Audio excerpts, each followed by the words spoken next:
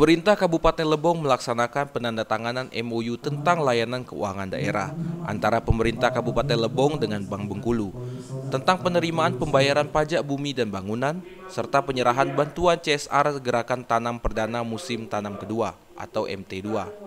Pada Senin tanggal 26 Juli 2021 bertempat di ruang LCC atau Lebong Comment Center, kegiatan penandatanganan ini dilakukan oleh Bupati Lebong dan Direktur Bank Bengkulu yang dilakukan secara virtual.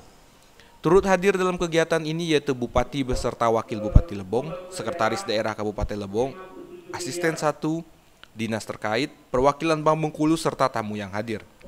Dalam kegiatan ini Bupati Lebong mengatakan, kegiatan penandatanganan ini sangat diperlukan untuk penyerahan dana bantuan CSR Bank Bengkulu untuk Gerakan Tanam Perdana Musim Tanam Kedua sebesar 165 juta.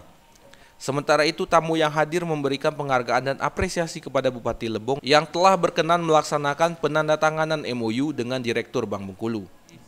Dari lokasi, tim liputan Lebong TV melaporkan.